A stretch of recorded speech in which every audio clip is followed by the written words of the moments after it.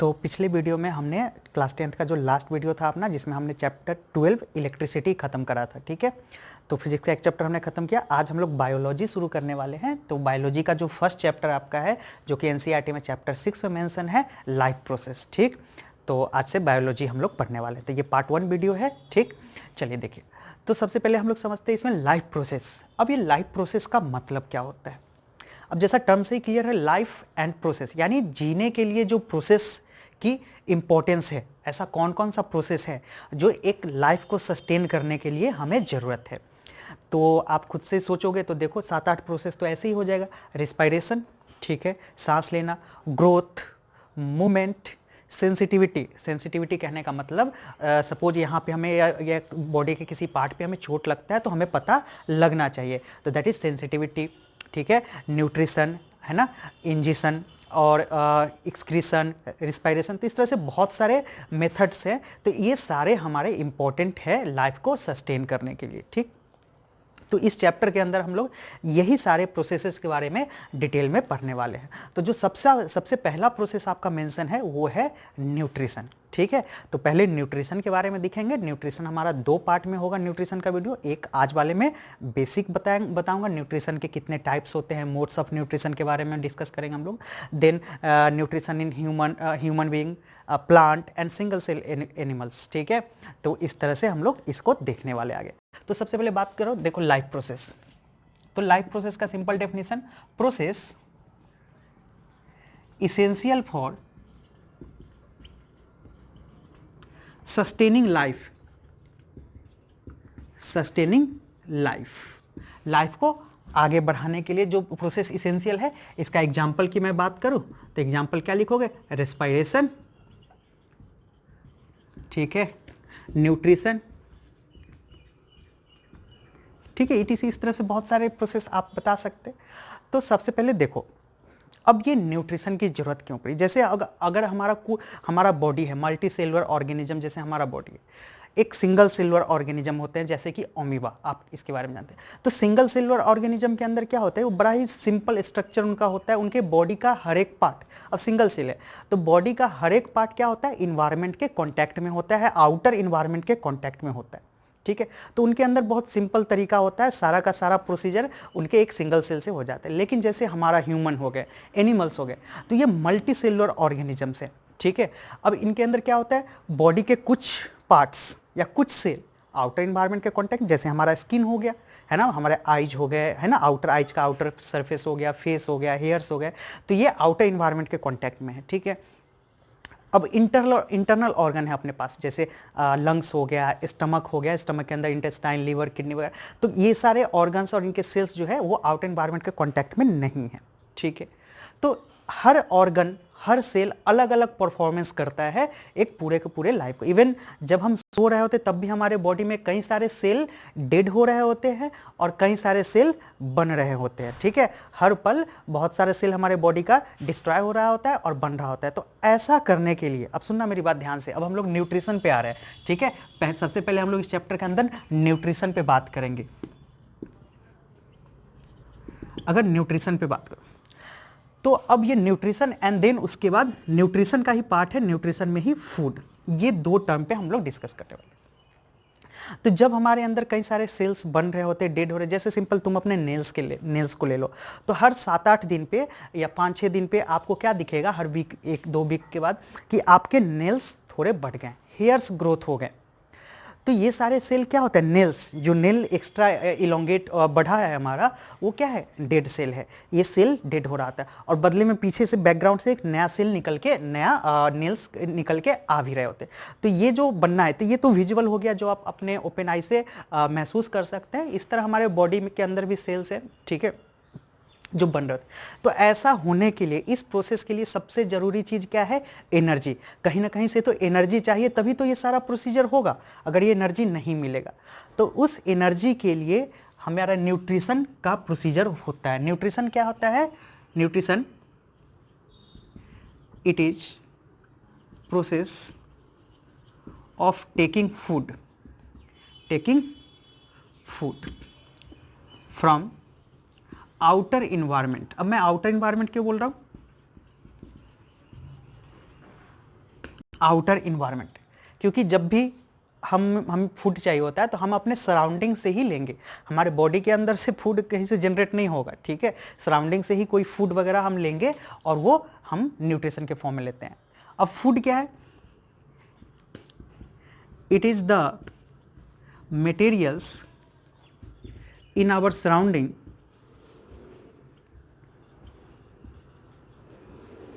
from which organism take nutrients, ठीक है। तो इन दोनों के बीच रिलेशन समझो। न्यूट्रिशन क्या है? प्रोसेस ऑफ टेकिंग फूड, है ना। अब फूड क्या है? तो फूड हमारा वही होगा जिसके अंदर कुछ न्यूट्रिएंट्स होंगे, और ये हर ऑर्गेनिज्म के लिए फूड का मतलब अलग अलग होता है, मतलब हर ऑर्गेनिज्म के लिए फूड अलग। जैसे अपने आसपास सराउंडिंग में देखते हो ना, कोई जैसे काऊ हो गए, हॉर्सेज हो गए, ये सारे घास खाते हैं, ग्रास। कुछ एनिमल को ही खाते हैं, ठीक है। अब हम ह्यूमन हैं, हम एनिमल्स प्लांट्स दोनों को खाते हैं। तो अभी मैं आऊँगा मोड्स ऑफ न्यूट्रिशन में, जिसमें इसको बिल्कुल क्लासीफाई करेंगे। तो फूड का मतलब वही है जिससे हम कुछ न्यूट्रिएंट्स हमारे बॉडी के लिए, अगर मैं उस फूड को ले रहा हूँ तो मेरा बॉडी का जो प्रोसीजर है वो पूरा प्रोसीजर उसको ब्रेक करके उससे न्यूट्रिएंट्स को निकाले और उस न्यूट्रिएंट्स को पार्टिकुलर सेल के पास पहुँचाए, ताकि हमारा बॉडी काम कर सके, ऑर्गन्स और सेल फंक्शन कर सके। तो आप एक बार मोड्स ऑफ न्यूट्रिशन में सबसे पहले दो क्लासिफिकेशन है, autotrophic nutrition and the second one is heterotrophic nutrition. अब हेट्रोट्रॉपिक के अंदर भी तीन क्लासिफिकेशन करा गया, मैं एक एक करके सबको एक्सप्लेन करता हूँ। हेट्रोट्रॉपिक के अंदर जो तीन क्लासिफिकेशन है वो है saprophytic, and the second one is parasitic and होलोजिक। ये तीन क्लासिफिकेशन है। पैरासाइटिक का भी फिर दो क्लासिफिकेशन है, ectoparasitic and the second one is endoparasitic. तो अब मैं इस सारे क्लासिफिकेशन को आपको एक्सप्लेन कर रहा हूं, ठीक है। अब देखो मोड्स ऑफ न्यूट्रिशन, ऑटोट्रॉपिक। अब ऑटोट्रॉपिक का मतलब क्या है? ऑटोट्रॉपिक मोड ऑफ न्यूट्रिशन के अंदर क्या होता है कि organism simple food inorganic form में, इनऑर्गेनिक फूड कहने का मतलब क्या हो गया? कार्बन डाइऑक्साइड, है ना, इसमें कार्बन डाइऑक्साइड हो जाएगा, वाटर हो जाएगा, H2O हो जाएगा, सनलाइट होगा। तो बेसिकली इस तरह के मटेरियल्स का यूज करके ये अपना फूड खुद बनाते हैं।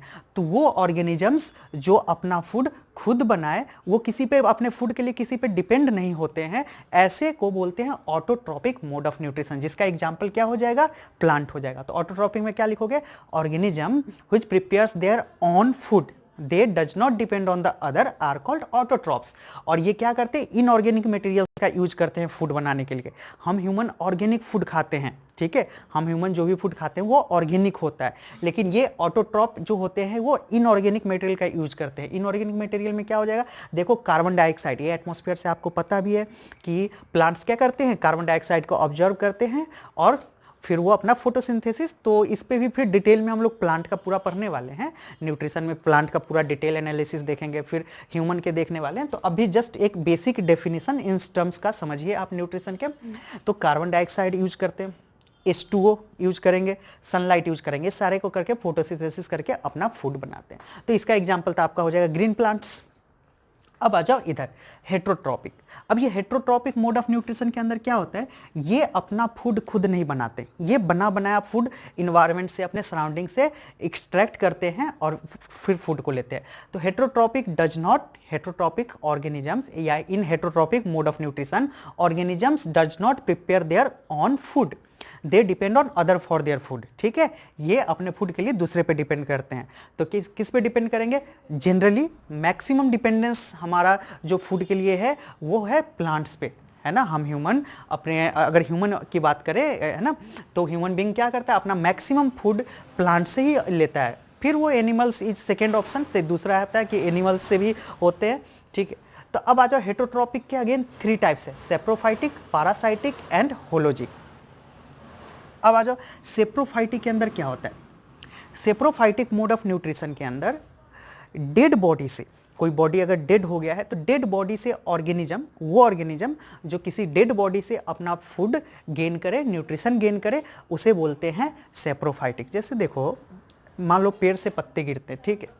अब पेड़ से जब पत्ते गिरते हैं तो आप देखोगे ग्रीन से वो धीरे धीरे येलोइश होता है, येलोइश होते होते एकदम ब्राउन कलर का ड्राई होता है और धीरे धीरे धीरे धीरे करके आप महीने दिन या कुछ दिन के बाद देखोगे कि वहाँ से वो बिल्कुल गायब सा हो जाता है, ठीक है। या जंगलों में बहुत जगह पे एनिमल्स वगैरह अगर डेड होते हैं तो देखते कुछ टाइम पे वो एकदम से बदबू सा आने लग जाता है, लेकिन धीरे धीरे करके वो पूरा डीके हो जाता है, डीके होता है। तो कैसे, अपने आप तो नहीं होता है, तो वहाँ पे कुछ माइक्रो बैक्टीरिया होते हैं, कुछ एकदम छोटे छोटे ऑर्गेनिजम्स होते हैं जो क्या करते हैं, या कुछ बड़े ऑर्गेनिज्म जैसे जैसे बहुत सारे बर्ड्स होते हैं जो डेड बॉडी को आके खाते हैं, ठीक है, वहाँ से अपना फूड लेते हैं।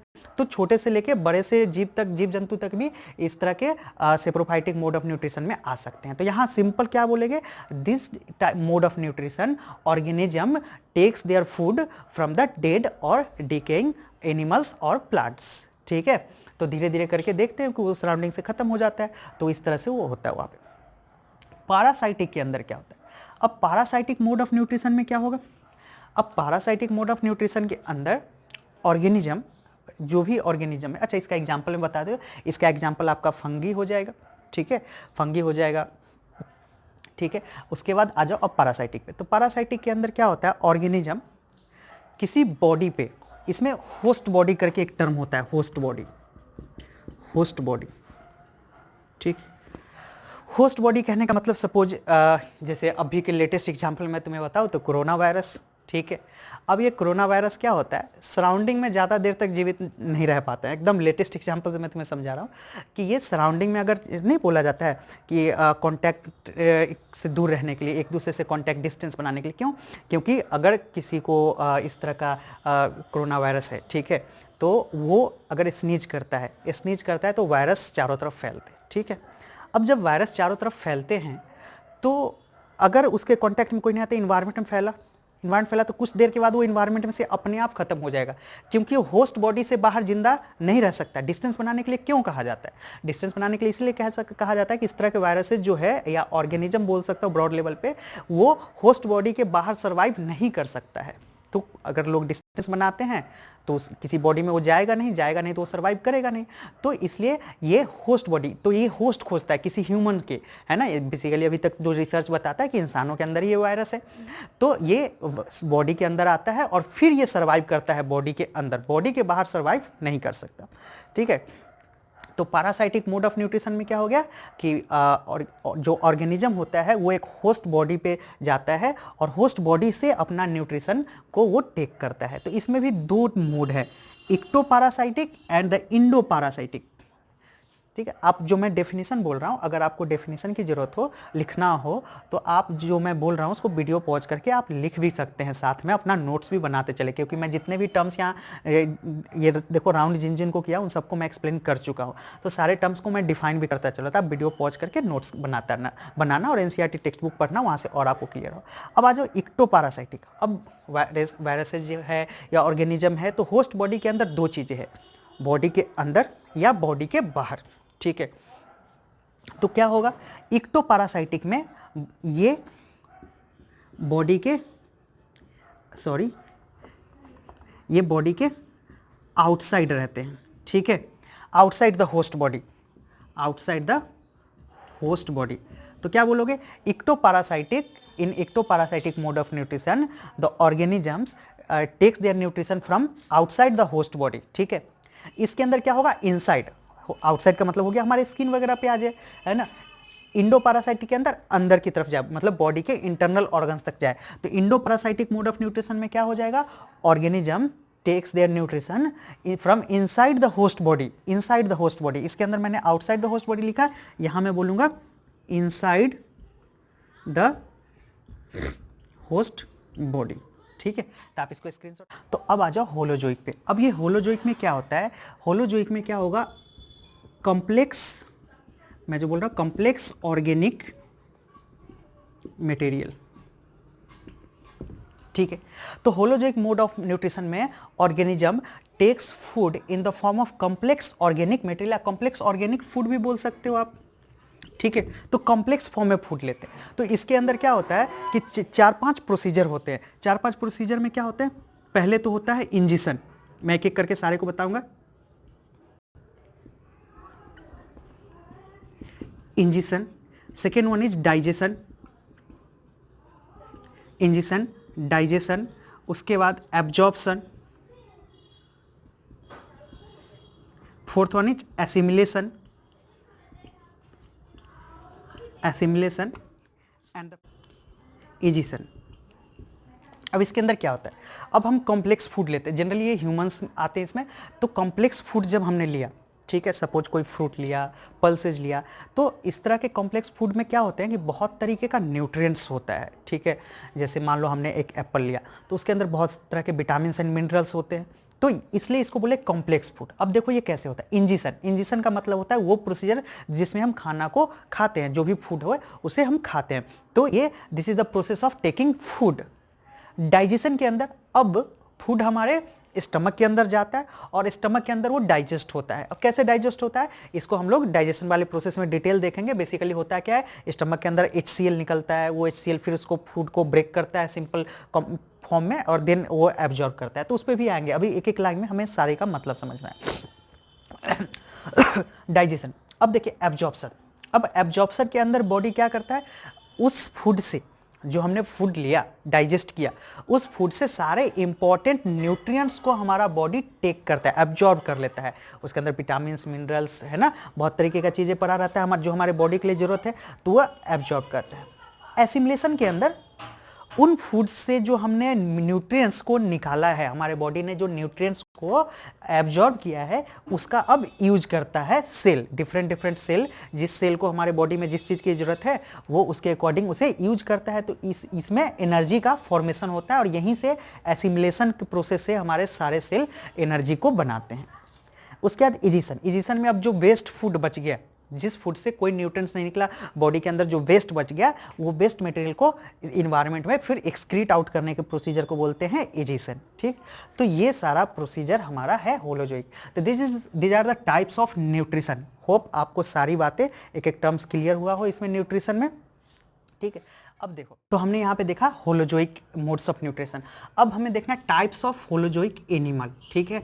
मैंने लिख दिया नीचे टाइप्स ऑफ होलोजोइक एनिमल्स। अब टाइप्स ऑफ होलोजोइक एनिमल्स के अंदर 3 टाइप होते हैं, हर्बीवोर्स, कार्निवोर्स एंड ओमनिवोर्स। अब आपको पता ही होगा हर्बीवोर्स के अंदर क्या होता है, ये वो ऑर्गेनिज्म होते हैं जो सिर्फ प्लांट से अपना फूड लेते हैं, सिर्फ प्लांट से, ठीक है। प्लांट या प्लांट के अंदर जो भी होता है, प्लांट के जो भी फ्रूट वगैरह हो गए, या तो डायरेक्ट प्लांट को इंटेक करेंगे, या प्लांट में जो फूड होते हैं वो, ठीक है। तो ये फुल्ली डिपेंडेंट होते हैं, ये सिर्फ प्लांट्स खाते हैं, है ना, ग्रीन प्लांट्स या ग्रीन प्लांट्स के बनने वाले प्रोडक्ट्स। कार्निवोरस के अंदर ये एनिमल्स, ये उस तरह के ऑर्गेनिज्म होते हैं जो अपने फूड के लिए एनिमल्स पे डिपेंड होते हैं, जैसे लायन। अब ये क्या करता है, ये सिर्फ मीट वगैरह ही खाता है, तो ये क्या करेगा, दूसरे एनिमल्स को मार के खाता है। तो ये प्लांट पे डिपेंड नहीं होगा, ये सिर्फ और सिर्फ दूसरे अपने फूड के लिए हमेशा दूसरे एनिमल्स पे डिपेंड होगा। इस तरह के एनिमल्स क्या करते हैं, दूसरे एनिमल को किल करते हैं और उसे फिर खाते हैं। अब आते हैं ओमनिवोर्स। ओमनिवोर्स के अंदर दोनों चीज होता है, इन दोनों का मिक्सचर होते हैं ओमनिवोर्स। ये क्या करते हैं, ये प्लांट से भी अपना फूड लेते हैं और एनिमल से लेते हैं। जैसे फॉर एग्जांपल डॉग। अब डॉग क्या होता है, डॉग ब्रेड भी खाता है, आपका मीट भी खाता है। तो bread comes from where, plant, ठीक है, ब्रेड प्लांट से आता है। तो डॉग को देख लो, ह्यूमन ही ले लो, तो हम मैक्सिमम प्लांट वाले प्रोडक्ट खाते हैं, लेकिन साथ में जो नॉनवेज बोलते हैं, जो एनिमल्स खाते हैं। तो इस तरह के ऑर्गेनिज्म क्या होते हैं, ओमनिवोरस के अंदर प्लांट और एनिमल्स दोनों पे अपने फूड के लिए डिपेंडेंट होते हैं, ठीक है। तो ये रहा हर्बीवोरस, कार्निवोरस और ओमनिवोरस। तो आज के क्लासेस में अगेन मैं एक बार 2 मिनट में मैं रिपीट कर दे रहा हूँ, मैंने क्या क्या सिखाया तुम्हें। सबसे पहले लाइफ प्रोसेस बताया, लाइफ प्रोसेस के बारे में क्या होता है ना, क्या क्या चीज़ें इंपॉर्टेंस है। तो उस इंपॉर्टेंस में जो सबसे पहले आता है वो होता है न्यूट्रिशन। तो न्यूट्रिशन का मैंने न्यूट्रिशन क्या होता है और फूड क्या होता है ये बताया, और न्यूट्रिशन के टाइप्स बताएं, ठीक है। और उस टाइप्स के अंदर फिर सब क्लासीफाई करते गए और चीज़ों को समझे। तो हमने न्यूट्रिशन अभी खत्म नहीं हुआ, न्यूट्रिशन अब अगले वीडियो में हम न्यूट्रिशन को ही आगे करेंगे। आज सिर्फ मोड्स ऑफ न्यूट्रिशन हमने देखा और बेसिक टर्मिनोलॉजी और डेफिनेशन वगैरह देखा। मोड्स ऑफ न्यूट्रिशन अब अगले चैप्टर में हम लोग क्या, अगले वीडियो पार्ट 2 में हम लोग देखेंगे कि प्लांट कैसे अपना न्यूट्रिशन फूड लेता है ना, ह्यूमन बींग कैसे करते हैं, सिंगल सेलुलर ऑर्गेनिज्म कैसे करते हैं। तो एक लेक्चर और होगा इस पे, देन फिर अगला प्रोसीजर हम लोग देखेंगे। तो आप इसको रिवाइज करें और एनसीईआरटी टेक्स्ट बुक से एटलीस्ट शुरुआत के 2 पेज पढ़ें, उससे आपका कॉन्सेप्ट और बिल्डअप होगा। ठीक, तो मिलते हैं अगले वीडियो में।